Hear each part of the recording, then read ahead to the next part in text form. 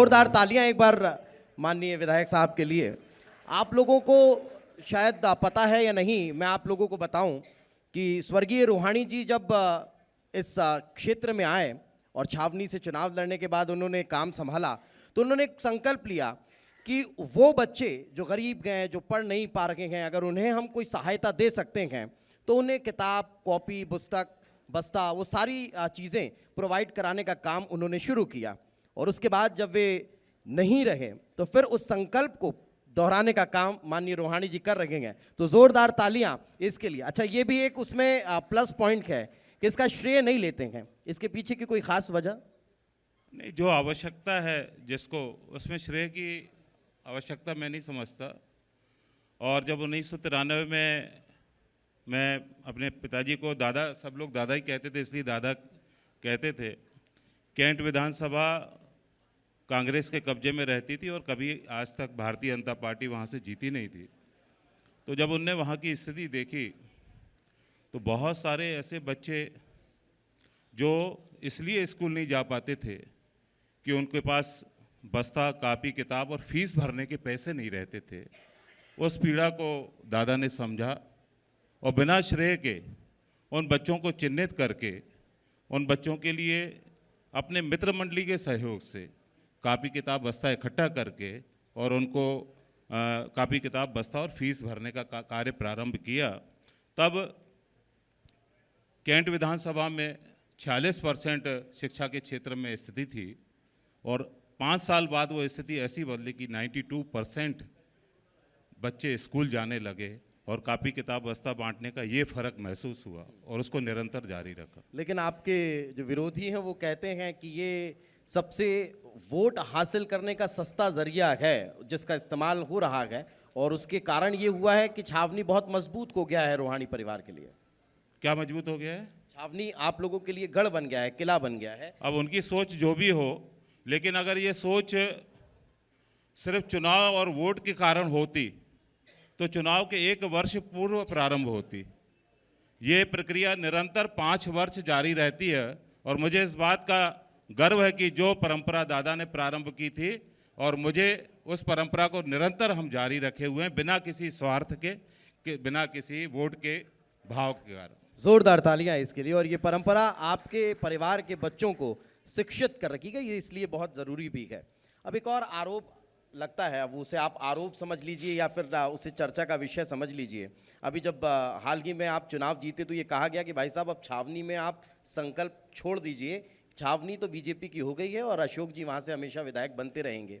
लेकिन टिकट कटवाने के लिए भोपाल में कई लोग चक्कर लगाते रहे, करोड़ों रुपये खर्च कर दिए गए, उसके बाद भी टिकट कट नहीं पाया। इसके पीछे की कोई खास वजह? सब दूर बहुत सेटिंग तगड़ी है रूहानी साहब की। अब इसको लोग सेटिंग के रूप में देखें, जो उनकी दृष्टि हो उस हिसाब से देखें।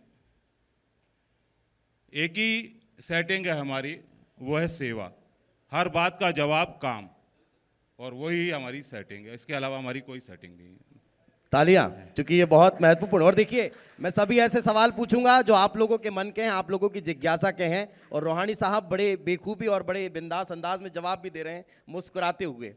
एक और चीज़ मैं ये जानना चाह रहा हूँ, क्षेत्र के विकास की बहुत चर्चा होती है और ये कहते हैं कि जब से काम चल रहा है तो वो सतत परंपरा है जो विकास की है वो बनी हुई है। लेकिन अभी भी कई बार कहा जाता है कि गली मोहल्लों में जो लोकल लेवल की समस्याएं हैं उनको हल करने में कहीं थोड़ी कमी रह गई है।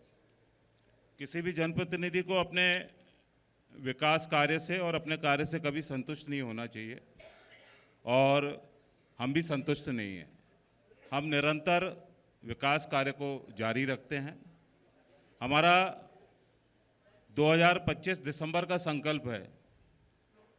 ये SIR बीच में आ गया इसलिए कुछ काम डिले हुआ कि कैंट विधानसभा में गली की सड़क हो, मेन रोड की सड़क हो, कोई ऐसी सड़क नहीं बचेगी जो टूटी हो। ये हमारा संकल्प था और उस संकल्प में हम निरंतर आगे बढ़ रहे हैं।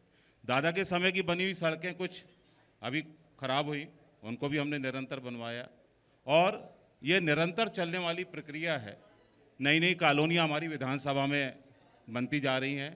बहुत सारे डेवलपमेंट जो बिल्डर्स को करना चाहिए वो नहीं करते हैं, जहाँ वो करते भी हैं तो वो ख़राब हो जाते हैं। वो भी जिम्मेदारी हम लोगों के ऊपर है। उसमें हमें महापौर जी का बहुत सहयोग मिलता है और हम निरंतर उन नई कॉलोनियों में भी विकास कार्य कर रहे हैं। इसलिए किसी भी जनप्रतिनिधि को विकास कार्य से कभी संतुष्ट नहीं होना चाहिए और हम भी संतुष्ट नहीं हैं। ये निरंतर चलने वाली प्रक्रिया और हम निरंतर जारी रखेंगे। आप स्वर्गीय रोहाणी जी की जो विरासत है उसको आगे बढ़ा रहे हैं और काम भी बखूबी हो रहा है, बहुत अच्छा हो रहा है। लगातार आप विधायक चुनकर आ रहे हैं, तो ये दर्शाता है कि जनता आपसे प्रेम कर रही है और आपको चुन रही है। तो क्या अब ये माना जाए, चूंकि ये सवाल रसिका ने माननीय बिश्नोई जी से भी पूछा था, तो मैं भी उसको रिपीट कर रहा हूँ कि हाल ही में अब मंत्रिमंडल विस्तार होना है, तो क्या ये माना जाए कि नए मंत्री के तौर पर अशोक रोहाणी शपथ लेंगे? कार्य करते रहिए और ये मुख्यमंत्री जी का विशेषाधिकार होता है। और जैसा कि अभी महापौर जी ने भी अपने इस बात को बोला कि आप निरंतर कार्य करते रहिए। नहीं, तो इच्छा तो जनप्रतिनिधि की भी होती इच्छा हमारी भी होती है, उसमें क्या है ना इच्छा इस बार? सबकी होती है और इच्छा रहना भी चाहिए। महत्वाकांक्षा में कोई बुराई नहीं, काम करते रहिए। और लेकिन ये बहुत बड़ा रोल इसका भाग्य का भी है। जैसा आदरणीय जय विष्णु जी ने कहा कि योग का भी बड़ा रोल है, तो इसलिए काम करते रहिए। निस्वार्थ भाव से हम काम करते रहते हैं और जो प्रभु को मंजूर है उस पर हम खुश हैं। चलिए, अच्छा एक और चीज़, चूँकि कई लोग ये मानते हैं कि अगर जबलपुर में चुनाव लड़ना है और छावनी क्षेत्र से अगर टिकट मिल जाए तो बिना काम किए भी हम चुनाव जीत जाएंगे। भारतीय जनता पार्टी के कार्यकर्ताओं की ये सोच है। तो अगर मान लीजिए भविष्य में कभी ऐसा हो और ये कह दिया जाए पार्टी की तरफ से कि रोहाणी जी छावनी से नहीं कहीं और से चुनाव लड़ लीजिए, तो आपका क्या स्टैंड रहेगा? भविष्य के घर में हम नहीं जा रहे हैं, हम तो वर्तमान में नहीं, चूंकि आपका काम तो पूरे जबलपुर में, पूरे प्रदेश में जाना जाता है, तो फिर छावनी को देखिए, लेकर क्या कोई विशेष मोह?